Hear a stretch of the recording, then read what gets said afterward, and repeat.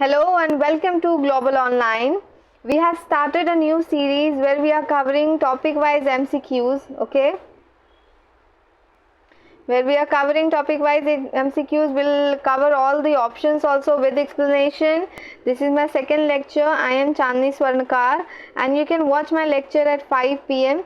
If you need any help, you can contact here, okay? So let's jump into the question.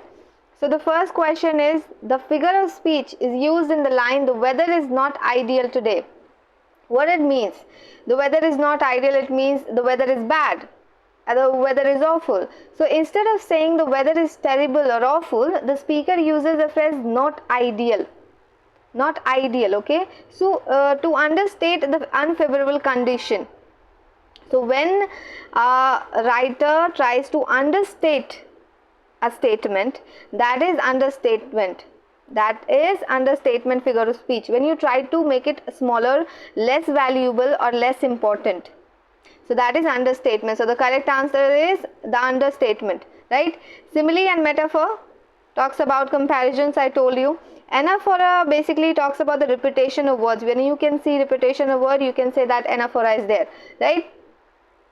Now the second question. Okay, so which sentence illustrates anastrophe? So what do you mean by anastrophe? First, you need to understand that there is an order of things, right? For example, subject plus verb plus object, right? So we can see the correct order of, like subject, verb plus object. Okay, so when you rearrange, when you are not following the regular order, you are rearranging it, you are making a new order, that is anastrophe.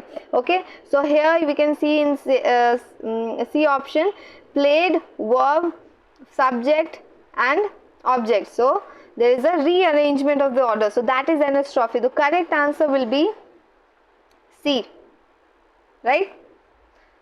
Third question.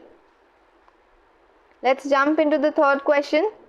So which of the following phrases is an example of an oxymoron? What do you mean by oxymoron? Oxymoron basically combines contrasting ideas or opposing ideas together, okay? And words together. Contradictory words with opposing meaning.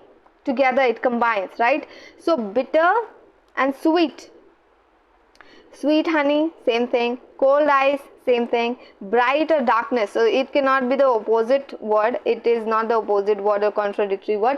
So the right answer will be A, bitter or sweet. It actually has contradictory words with opposing meaning. Okay, so that is an example of oxymoron, right? So the fourth question. What is an allegory? I already told you in the first lectures that allegory is a story when you have a hidden meaning, like you have a surface meaning but deep down you have a hidden meaning also. So you cannot go very long to get the answer. Okay, so the first is the correct answer. A story with a hidden meaning. A story with no meaning, wrong. A story with a straightforward meaning, wrong. A story with a humorous meaning, of course, wrong. So the correct answer is A, right? Fifth question. Choose the option that best represents Synecdoche in the following sentence. The school hired a new set of eyes to monitor the students.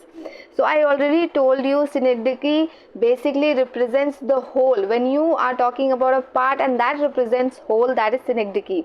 Okay, so here, what is the part? Eyes. The school hired a new set of eyes to monitor the students. So eyes represent people. The school hired a new set of people to monitor the students. So that is called Synecdoche. Right? Sixth question. Which of the following example of demonstrates the use of pathetic fallacy in a literary work?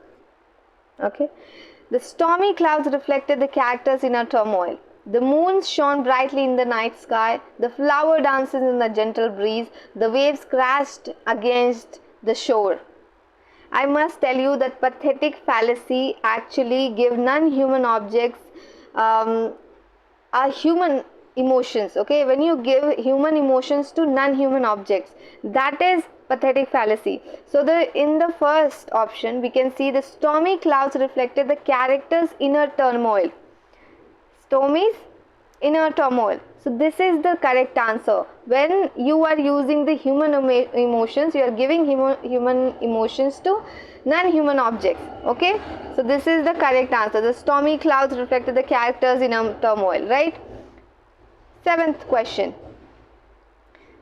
So which of the following sentence contains an example of anaphora? So first you need to understand what is anaphora, where you can see a repetition of words or phrases in a group of sentences, clauses or poetic lines. Okay, when you can see the repetition, where you can see the repetition, you can read the four options where you can see the repetition. So the wind whispered through the trees, there is no repetition. The students were excited about the field trip, there is no repetition. She played the guitar and sang a song, there is no repetition. But here with the fourth option, he loved swimming and he loved playing tennis. He loved and he loved. So repetition of words or phrases in a group or sentence of sentences, clauses or poetic lines, that is called anaphora. Okay, so there is a repetition. He loved and he loved. So the fourth will be the correct answer. Eighth question. Select the correct word. Okay, this is the word, I'm sorry. Word euphemism for the word old. I think there must be something wrong with the question.